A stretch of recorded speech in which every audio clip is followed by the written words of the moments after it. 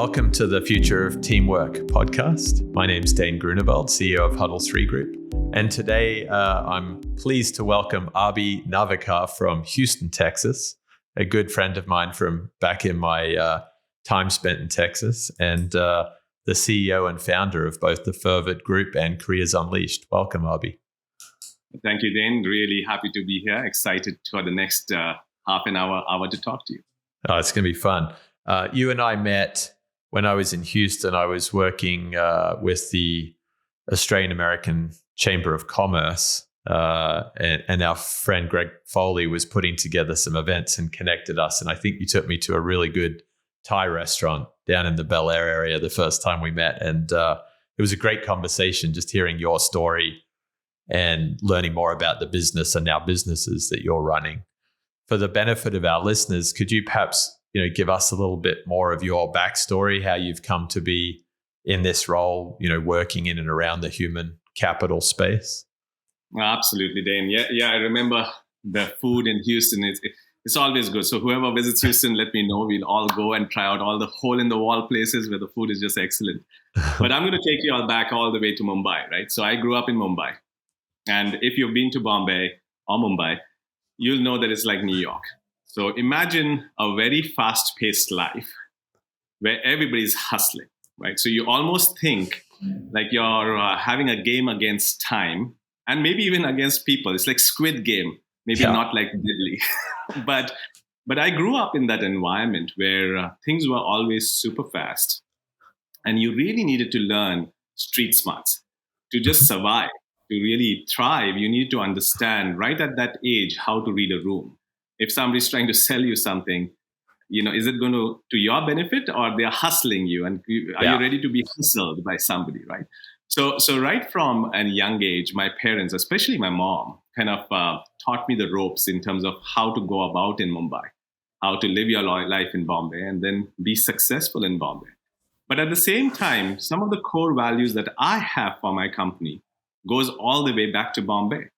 My dad, he worked for an audit company. So as you can imagine, being in India, being an audit officer, there were various opportunities to make a lot of money. But my dad, and we come from a family where ethics is first. So I learned from a very young age that be ethical, do ethical things, and you will still be very successful in life as long as you stay that path. So ethics is one of the core values of my company, which I'll get to eventually.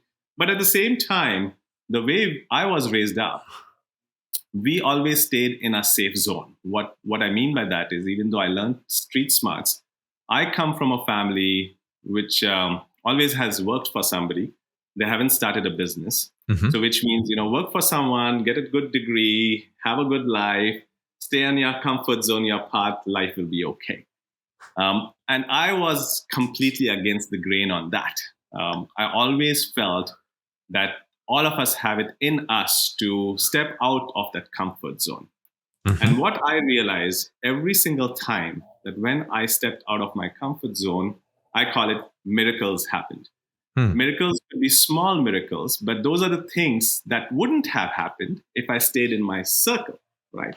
So for example, after my industrial engineering degree out of Bombay University, I got into a very large global multinational. And life was good, salary was good.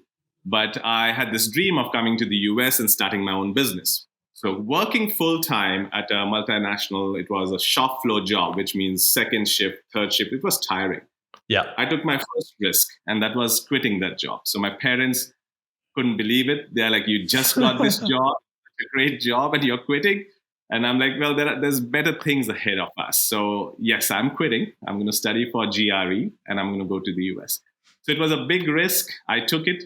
While studying, I realized that, okay, I couldn't just study 24 hours. I had to get myself involved in something. So I started my first small business.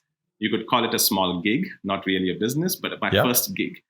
And that was, at that time, we were talking about 96 timeframe. In India, internet was just starting off. And there were small internet providers, and I was kind of the middle agent to get the internet to people. That was my first gig. My second gig then was to provide hardware and software support to doctors. So doctors were very busy in Bombay. They didn't want to deal with their computers. They would call me saying, "Hey, Abhi, my computer software is not working. Can you come and fix it?"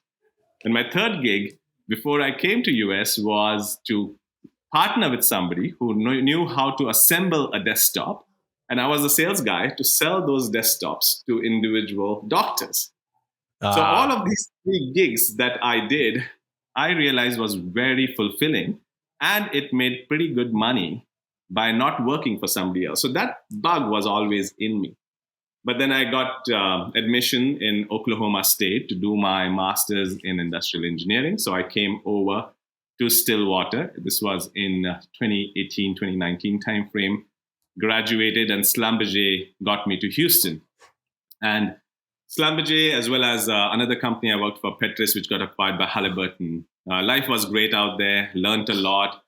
I was tagged as a potential who could do a lot of cool things. So life was getting busier and busier. Yeah. But around 2010 now, this is when we were blessed by the news that we were going to have our baby. Now our baby boy is 12 and a half years old. But 6 months into 2010, he was 6 months old. This is when my wife reminded me of the spark in me of starting my business, saying that, Abhi, if you don't do it now, if we don't do it now, the responsibilities are just going to increase, whether it's on the household front or at the company that you're working at. It's just going to keep going. And you might never be able to really do what you really came to the US to do. So that's when I again quit. Didn't have to quit, but I decided time to step out of my comfort zone. So quit a very good company and started my first company, the FerVID Group. And it was again a big risk because I didn't come from recruiting. I came from engineering. Most of my work was around process improvement. Mm-hmm. But when I hired people as a hiring manager for Schlumberger and Petris, which was Halliburton now, I realized that the traditional recruiting process was really broken. And there was a real opportunity to do something new, something different. And I took that idea and started the FerVID Group. My friends who knew me very well said that, I can't believe it's great that you started a company, but I can't believe you started recruiting. You could have started an oil company. Yeah. And I told them, ideas come and go, but when you feel that an idea, you can really make a difference. And I felt that this area of human capital needed innovation, which I had not seen. So in my small way, I felt I could make a big difference. And that's how the FerVID Group happened. That's very cool. And it's funny how you talk about starting a business around a problem you encountered in your day job. As a hiring manager, you found the process was a little bit clunky. You see that for so many entrepreneurs that they solve a problem for themselves and then realize they can solve it for thousands of other people. Absolutely. The only mistake, if any, hindsight, and this in fact was a real thing for me, and that was that when I first started, I understood the technical portion of the business. I knew that I could change the process, improve it, bring video into play. I'd figured out the technical roadmap, if you may, of our solution very well. What I had not paid attention to was the go-to-market strategy, the marketing roadmap. Yeah. And I dove into it a little too quick before sorting out the go-to-market strategy. And, within 6 months, we were lucky because of our contacts and people who knew me and, Abhi is credible. So they gave me a job, which brought us pretty decent money. But the second, third, fourth client became super difficult because I did not understand that the competition was quite a bit in recruiting. It was a commodity space. Yeah. Everybody, when you call them, say that we have recruiters. We don't need another recruiting company. Why would we use you? So I had to work with a coach. We can talk about that if you want later. Yeah. But I worked with a coach to kind of really get my mind in the proper direction. Figured out what our value proposition was, how we were going to articulate this value proposition to people. And only then in 2011 is when we really started getting traction. And we became that $1.2 million company within a year. But it wasn't easy. When I went in, almost quit, but did not, thankfully, and then hopefully figured it out. Yeah, it's neat. I think when you've got the gift on the technical side, to realize that, there's the the marketing piece or the team piece. There's, Dr. Saroli, who we've done a podcast with and done a lot of work with, he always talks about there are very few entrepreneurs that are one person. You need a team, whether that's your coach, your business partner, your finance person, your marketing guy or girl. It's always about the team. So I'm glad that you shared that, and we'll dig in a little bit more later on to the coach piece, because I've always been intrigued by coaching in and out of work. But perhaps you could jump in, Abhi, and provide a little bit more background on that early part of your career, sort of as you're the company man, you're working for a big corporate. Obviously, you'd had that early entrepreneurial experience. What was it that you found was a good definition of teamwork that you were seeing in those early years? So everywhere that I have worked, whether it is in India, whether it is at Schlumberger, at Petrus, at Halliburton, what I felt was, and this is one of the key things even in our company, and that is the culture of the team. Mm-hmm. So if I have to really pick something saying that, hey, Abhi, which is the most important thing for you, whether as an entrepreneur or even before I became an entrepreneur, it was the culture. Yeah. The culture defined how teams behaved with each other. The culture also defined kind of the process in terms of building the trust with each other, so that one can have a backup when they are not available to do a particular critical project. Yeah. So those things were very common, I felt, throughout the different roles that I held. Now, when you go into a client environment and you see that lots of people work in silos, and they also have a lot of egos, meaning that, hey, this is my work. You don't come and interfere and step on my foot. Now, that kind of a culture is very difficult to work with, because everybody is not, and they don't feel empowered. They feel like, okay, I'm not going to cross my circle. I'm going to stay in that. This is what I'm supposed to do, and let the other people do what they have to do, which might work for certain companies. But what I realized is people thrived and they really wanted to solve a particular problem when they felt in charge, when they felt that I'm actually doing something for this business. When they felt as they were the CEO and not the CEO was the CEO, meaning you empower people enough that they feel that it's their business. The product is them. And when that happens, magic starts to happen, is what I've seen. So even in my early part of the career, I think I focused a lot on working with a team. It was always we.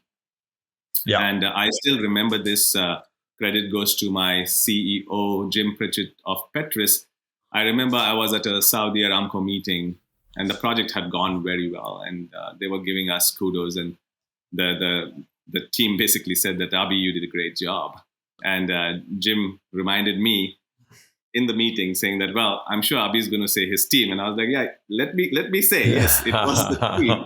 I'm just the front face. He stuck to it. There's a whole engine behind us who really drive this thing. And it is so true, because there might be one person in the front, but what they don't see is everything that's happening in the back to make a project successful. Yeah. And even in my company, today the team is what is running the company. We are not. We are there for helping them, but they are the main heart of our company. Yeah, and that's something that you can't manufacture. It's either there or it's not. And I think that's it's interesting the way you referred to the teams that you were a part of, that you defined as successful, and the teams that you were supporting on the customer side. Because I've been in some of those major corporations that bring out their oilfield services and consultancies. And they're huge corporations with a lot of assets, a lot of people to bear, but also a lot of hierarchy. And you do see pockets of those businesses where people are very much in their box. As long as my thing works, that's all that matters. And it can really get in the way of teamwork. In fact, it can become a safety issue, because people don't want to raise their hand and say my thing doesn't work, because they don't want to be, I read a very interesting article the other week, they don't want to be, retaliated against by upper management that their piece didn't work. So everyone's trying to put on a brave face. It's a big organization. There's a lot of fear of separation, fear of job security, fear of promotion opportunity. So I think you're right. I think the best teams, they don't have that. They are one team. They back each other. They have that trust. They know what their process is. And now, if you think about what's happening today, what I'm seeing in the market is the big companies are trying to instill this startup culture. Mm-hmm. So what they're trying to do is, we are a large organization, but I'm going to create this division or a department where you're going to operate like a startup. And a lot of companies are trying this model out because they want to bring this kind of behavior into the team. And then once one division, for example, is successful, hopefully they are hoping that they can propagate that to all of their people. But that is the right way to do. We need to be honest to ourselves, saying that, what is working and what is not. In a smaller company, it's easy for me to say that, the way we instilled trust, the way we instilled empowerment, there was a process for it. There was a logic behind it, and it worked for us. It's also easy for somebody else to challenge me saying that, yes, Abhi, but that's at a very small scale. Yeah. You made it happen at a very small scale. I can't do it in a very big company. Instead of taking that negative route, saying that I can't do it, what I think people should do, and I think they're doing now, is to be a part of the startup ecosystem. Go to startups, see how they are running the show. The small people are the ones where innovation is actually happening, where they're trying new things, and they're trying new things because maybe they have to. There is no other way. Like in our world, when I first started hiring, I think it's a great story. Might be jumping the gun here, Dane, go for it. When we first wanted our first few people and we didn't have a lot of money to bring like the superstars from a big, large company, our whole idea was saying that, okay, how can we attract people who are very smart, but we can afford them at this stage, and then let them grow with us. And the idea there was, we really focused in on stay-at-home moms who wanted to come back and make a difference in their career. Mm-hmm.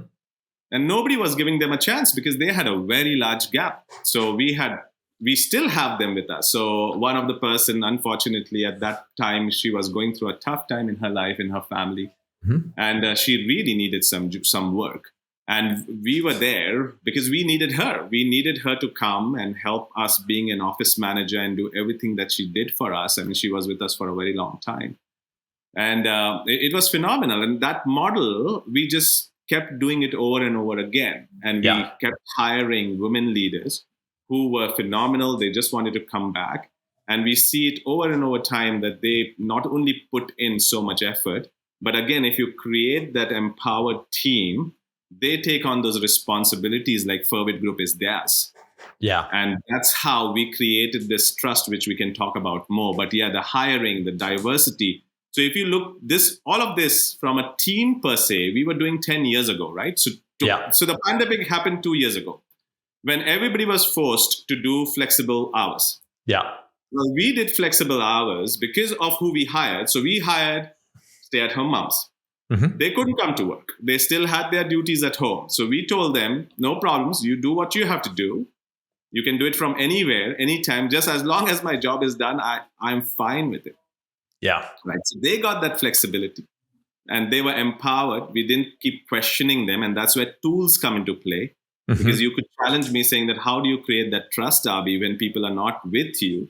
There are some tools and processes required to create that trust where you as a founder are comfortable saying that, you know what, they're fine, they're doing the things and we can go there. But so the whole system was created 10 years ago where we didn't think much of it. That was what we had to do. But now the pandemic has happened and everybody's trying out flexible work hours and remote work hours. And people are still fighting it, but they will find their own path in terms of an hybrid environment or whatever works. But the future of work, I feel it is all about people, meaning it's not future of work. I feel it's future of people, or it's future of humanity. Yeah. What is changing and how can we make those people happy will define our businesses. People are happy, our business is going to be happy. I think you're absolutely right. And there are so many parallels with that future of people statement and some of the materials I've been reading, some of the concepts I've been talking to folks about. at the end of the day, technology is changing fast. You guys have been ahead of technology for a long time. You were probably too early on some of the ideas you were bringing out 10 years ago. And now there's the ability to do some of that at a much lower cost, at a greater speed, a greater scale. And it really is interesting, because what that means is, as technology becomes more available, more affordable, it's not the smartest people in the room that are going to win, or the people with the biggest pockets, the ones who can afford to build the new tech. It's going to be the people who have a power of putting good teams together, keeping people happy, because those are the individuals who are going to make sure the customer has a good experience, the team members have a good experience, the vendors have a good experience, and they pull the whole puzzle together. That's why I'm a big believer in the power of ecosystems and the human's role in ecosystems as we go forward in all of our industries. So the ecosystem comment is so true. Recently, I was invited by one of our local ecosystem here to just be a part of some things. And being busy with what you're doing, you're always kind of, the first thought that comes to your mind is that, just keep doing what you're doing. Mm-hmm. Life is so busy that why do I need to go out there and now do more things? But only when you get out there, you realize that it is even more fulfilling. You have made new connections, you get new ideas, you can bring that back to your own company. So ecosystem internally and externally is very key, and all of us need to make time to go there. In terms of, I think you mentioned one more things of innovation. You're right. So from a technical innovation standpoint, we had brought in this whole video interviewing in play in 2010 when HR was still challenging that they will get sued if we did video interviews. So we were a little ahead of the game the way we were doing it. And the challenge there was how to convince people, get through that hurdle, saying that, hey, it will be okay. This is a tool and technology. If we do it right, nobody's going to sue us. Yeah. But it was a challenge. Now, today, that has become a regular thing with Zoom, with all of the video things that we are doing. People are getting more and more relaxed with it. But my point, I think, there was what I've seen is, as founders, as there are thought leaders, meaning a lot of us who come up with different ideas, different thought processes, and that may be trying to change the entire game. Yeah. But then your team, they have their own thoughts, maybe not like, okay, I'm going to change the whole world, but the processes. So they come and they say that, hey, Abhi, it will be better if we do this process in a particular way to have even more client satisfaction. And one of the core values, so we have three main core values in our company. One is be ethical, be honest, keep that line. The second is trust, create trustworthy environment within our team, within our clients. And the last one is satisfaction. What I mean by that is not just client satisfaction, but satisfying our own team, each other, looking after each other. So if you create that ecosystem, I think it works very well to help each other and take us forward. Now, there might be a little subtle competition happening internally, and that is just natural because one person does well, the other person feels that I need to catch up, etc. Yeah. But as long as you identify the people who are already ahead of the curve and people who are not there yet, but they have the potential of getting there, and you train them, you handhold them to get them there, again, you're looking after your entire ecosystem in a good way, and that is healthy. Yeah, I think you're right. I like those three: be ethical, create a trustworthy environment, and make sure that people are finding satisfaction.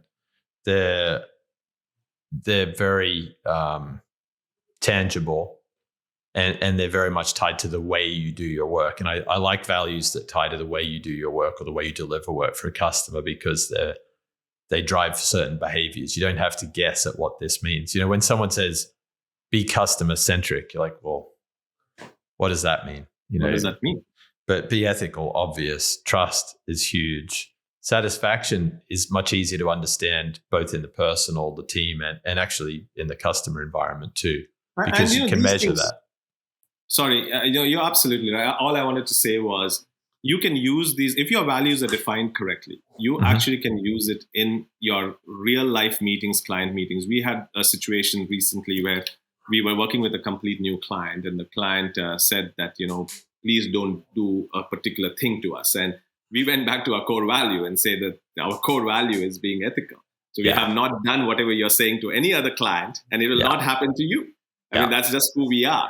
And once you kind of are passionate about some of these things, it shows. It's not just a lip service that we are saying it. And the core value, I don't have to go back to my employee handbook to see what my core values were. I forgot what my mission was, a core value was. It should just come naturally because that's what you're doing on a daily basis. Yeah. There was an article I read recently by a professor out of Yale, and he was actually taking a bit of a shot at some of the management consultancies, the bigger named management consultancies that we come across. And he was suggesting it's the beginning at the end for a number of them because, and this ties back to being ethical, a lot of these consultancies come in and they listen to what the customer tells them, and they don't think about what's causing that customer's problem. They think about what service can I sell you?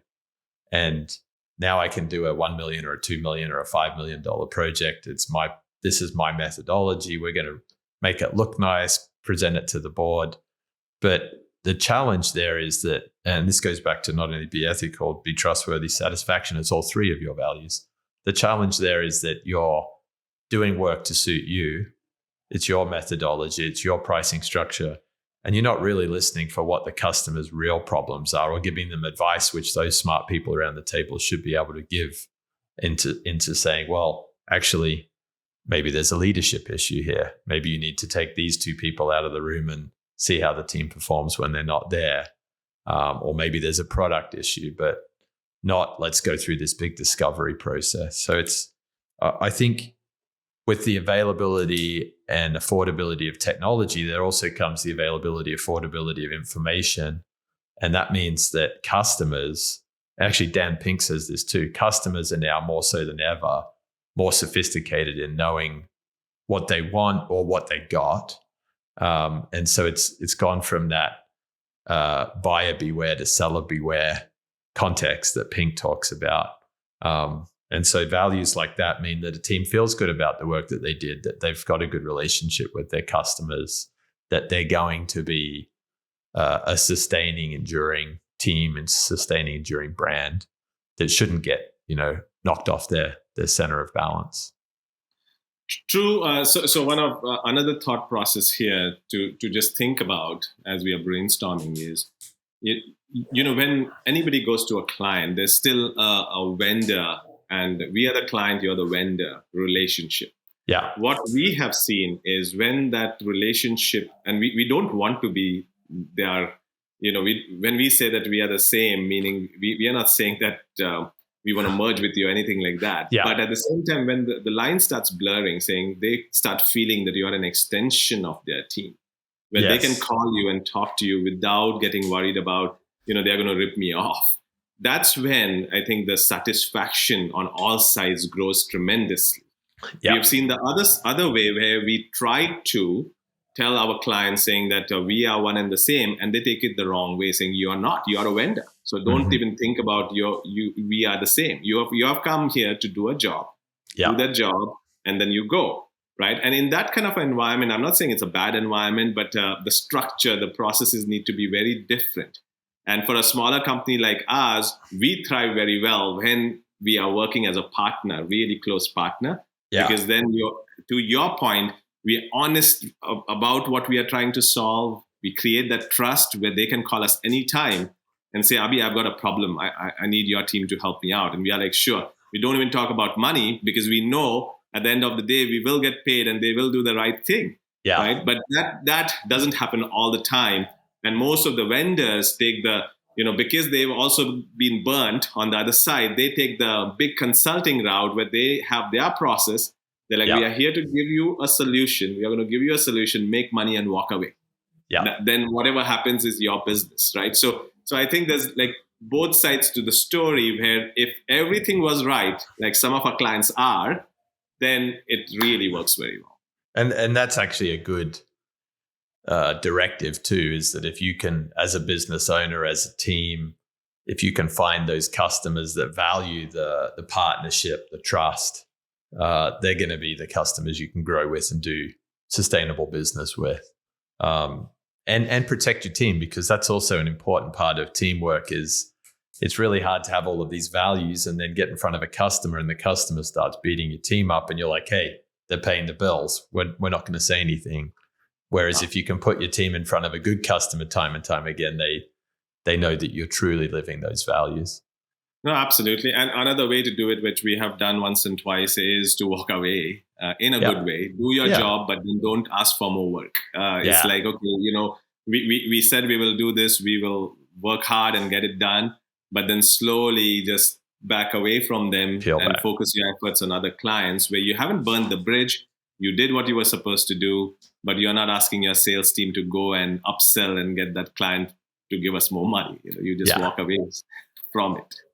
No, I like that. So I made a note here earlier when you were talking about the startup culture and being innovative. I love the way that, and you've always shared this with me, the way that you built the business around bringing in some stay-at-home mums that had a lot of potential and creating that empowerment, giving them the opportunity to grow with you. And as I understand it, you redesigned a lot of at FerVID Group, the video interviewing and the candidate engagement processes around that team that you're able to hire. So perhaps you could share a little bit more of the how. You mentioned some tools and systems to create trust, to create that growth. I'd love to hear more about that. Absolutely. Yeah. So and it all happened because we had to solve a particular problem. So let's go all the way back. So when we first were only 3 people, it was easy to communicate with each other. And at that time, the person that we had hired, she was coming in from 9 to 12 every day to our offices. But one of my business partners is in Dallas. So he, myself, and the lady. And she was there 3 hours a day. So it was very easy to create a trust. All of us were kind of working with each other very closely. Then we hired 2 more people. And one of them started working full-time remote. So now we had to start thinking about, okay, how do we feel comfortable? It's all practical stuff, meaning as a small business owner, there's work to be done. Mm-hmm. Now, if the person is communicating with you regularly, then you don't worry in your mind what's happening. Are they okay? Why am I not seeing resumes? Or, are they working, right? Those kind of silly thoughts come into play when you don't trust someone or you just haven't had the opportunity to create the relationship with each other. Yeah. So that's when tools come into play. So we had to start thinking about, okay, what emails too difficult? Some people don't even check their emails regularly, which is good because they're working. Otherwise, emails can take 8 hours of your day. Yeah. And some people don't even want their phone when they're so engaged doing whatever research they're doing. So what is a tool that this was in 2010 that we could use that will help us communicate with each other? So one was at that time Skype. Skype was free. Mm-hmm. Skype is still free. So we said that everybody in operations team need to be on Skype. So which means that if somebody has a question and we pose that question to you, you don't have to drop everything and respond, but in a reasonable time frame response because somebody is worrying about it. Right. And I'll talk about this worrying about theory as well in a bit, because that person, whoever's in charge, has a deadline and they have delegated some tasks to their teams. Now, if the leader's getting nervous, the deadline's coming up, it's tomorrow at noon, but my team is not telling me where they are. I mean, are they okay? You start getting nervous. And that's when things start going the wrong way if you don't hear things back.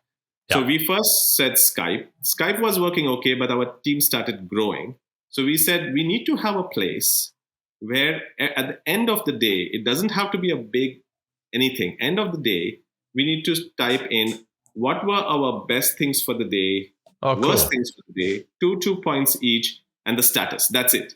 So don't make a big deal out of it. But before you end your day at 5 p.m., can everybody please go to this system and just type in their pros, their cons, and where do they stand on their project? So that way, whoever the leader is has to check before 5 p.m., before he or she goes home, everybody's status very quickly, saying, okay, got it. This person is struggling, and tomorrow I have to help him or her.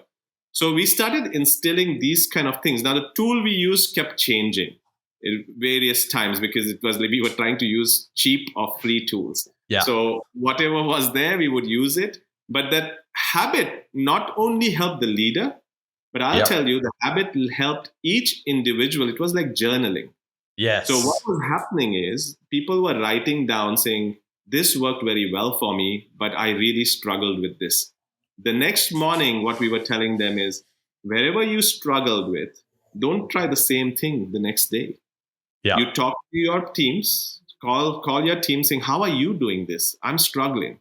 Or tell your leader saying, I need some training on this. So that way you keep improving on a daily basis based on what you tell us at the end of the day. So that worked very well for a while. And then again, the team shuffles, things change. We had a couple of new salespeople. So as we were growing, I think the tools and technologies that we were using kept changing, because I think it was Yammer or something at that time. I remember Yammer. Yeah, I think ExxonMobil still use Yammer. Yammer, that's what I think we used as well. And then also what we realized was salespeople work differently than operations, because salespeople had their own CRM. So then they started complaining, saying that, well, I'm putting everything in the CRM. Now you're also asking me to go put it in Yammer. Yes. Why can't you go to the CRM and see what I'm doing? Right? So those kind of issues also start happening. Yeah. But then again, you have to kind of come up with a way saying that, okay, maybe the operations team is comfortable using Yammer. Let them do that. The sales team has this CRM system. Let them do that. So we are not duplicating the work just because the CEO wants to.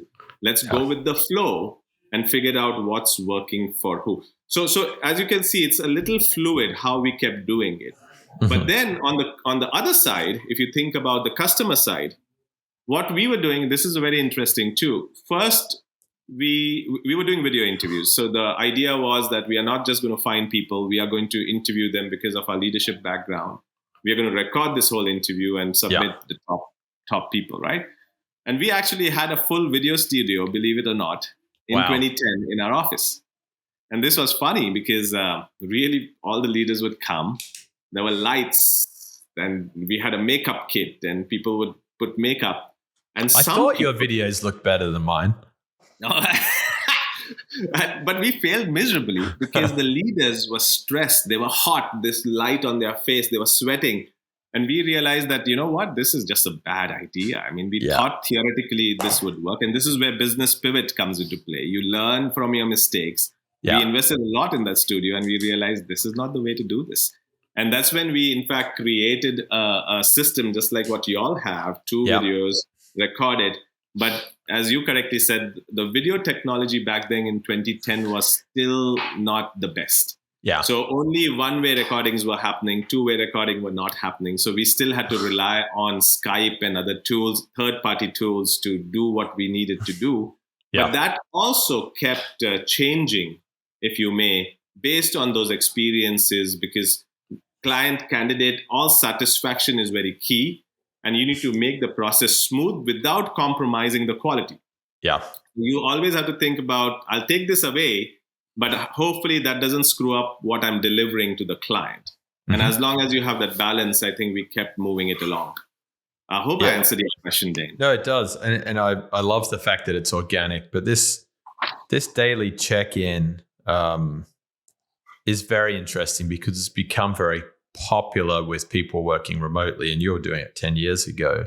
And I love the way that you explained the CEO can't enforce this is how we do it. We're going to let the departments kind of organically determine their best tool for that particular process. I think that's a big part of this whole digital experience movement that we're seeing in the hybrid and remote workforce.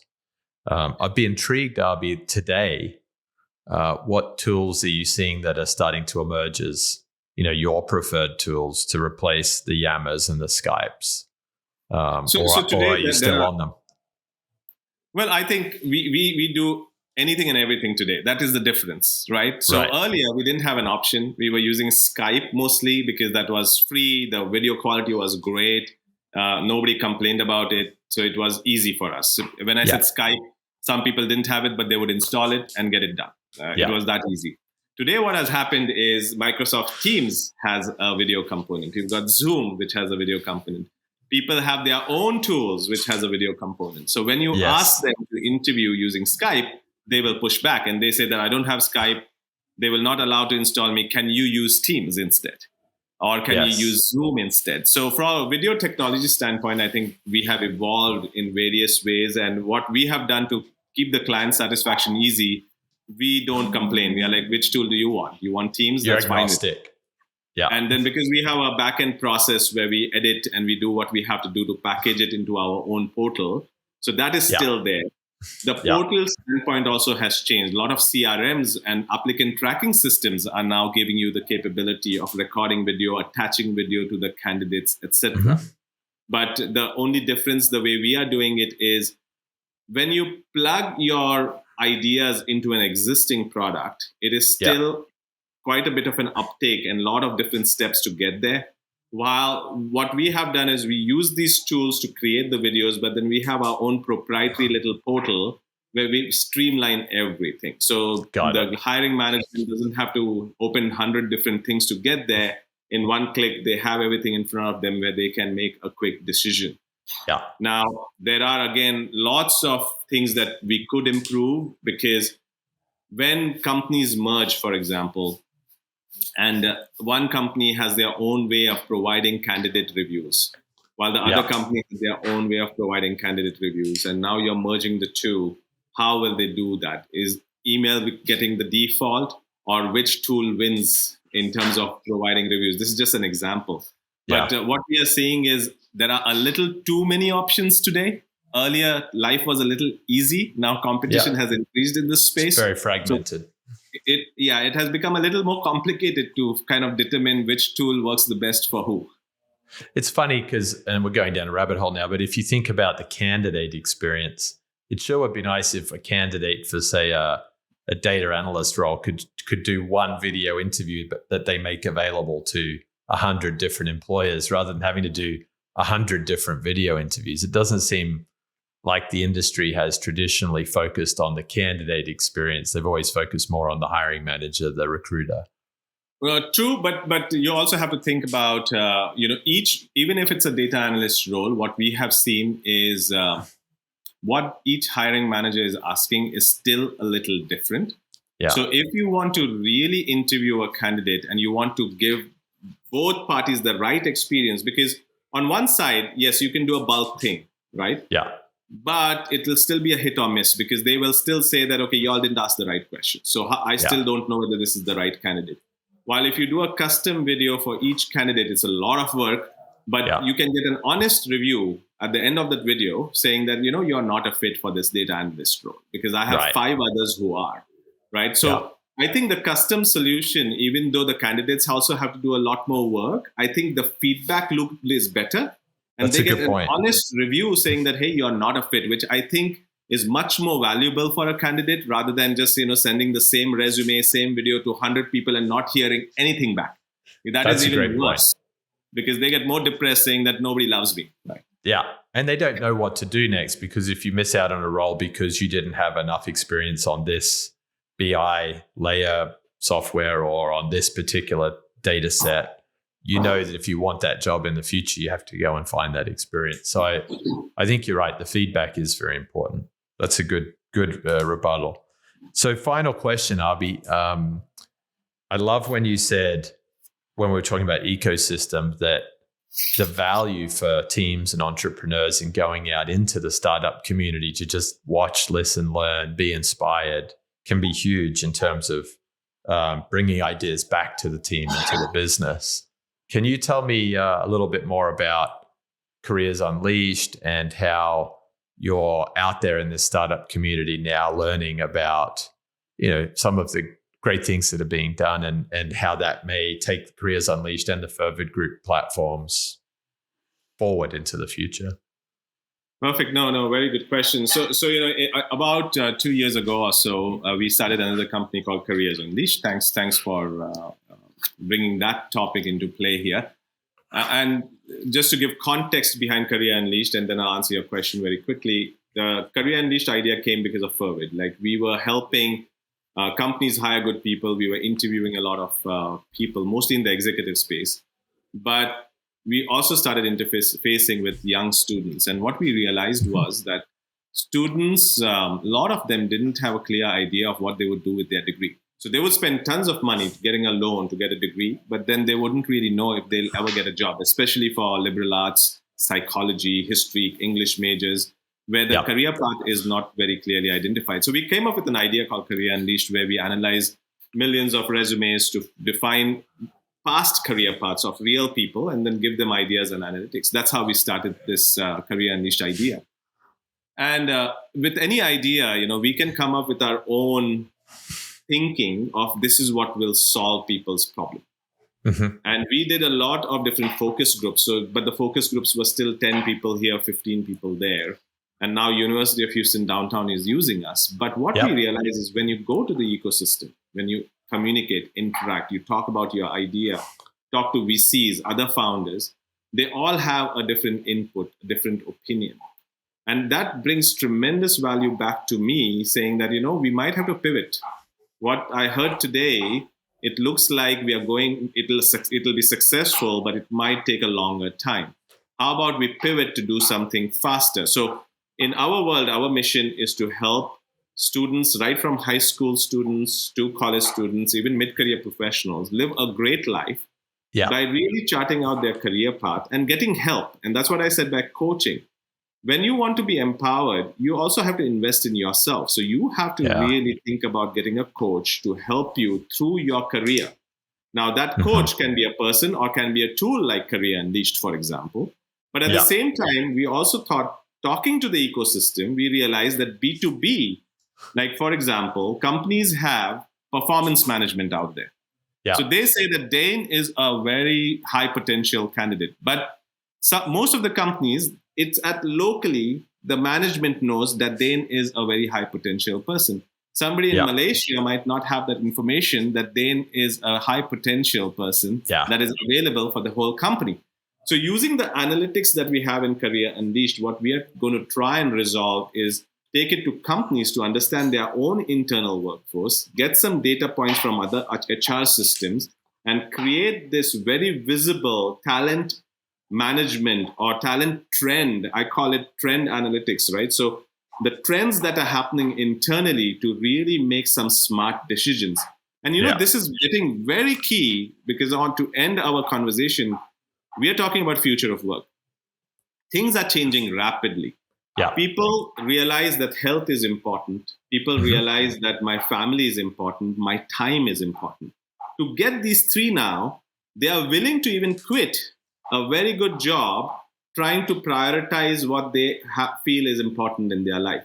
When they quit, where are they going? They are going to either start their own gig, because now gig economy platforms are there, so people can start their own gig. It's not too difficult. Or they go to startups who will give that flexibility to them.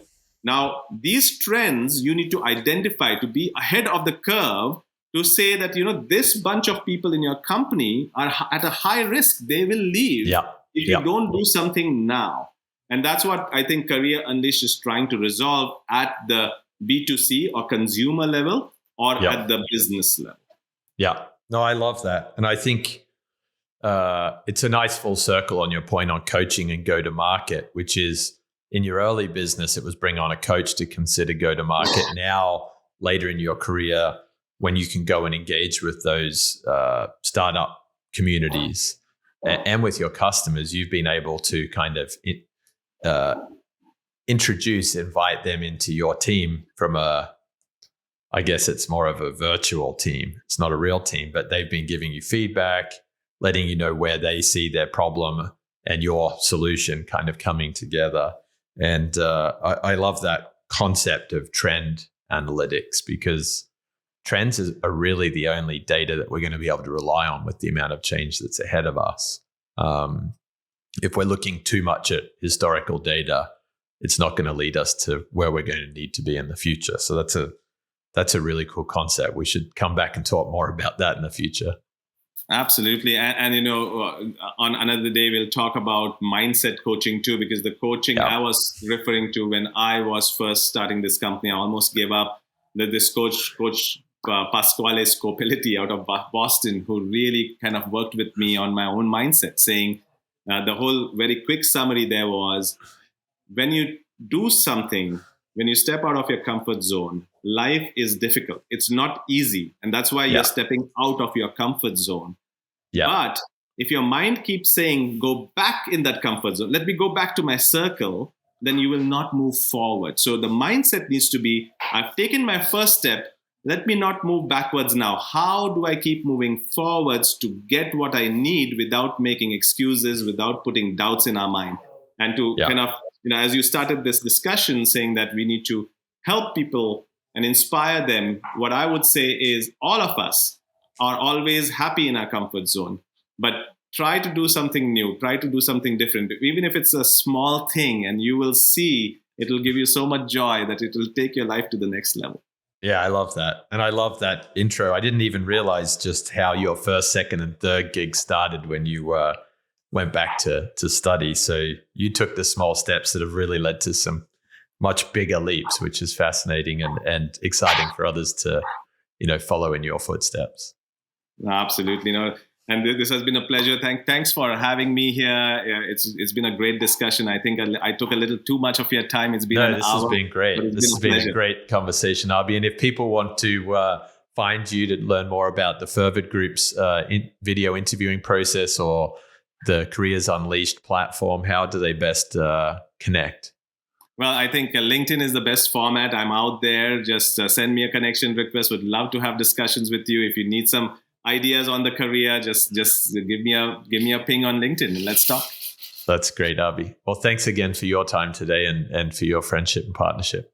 Same here. Thank you so much. It's been a pleasure. Cool.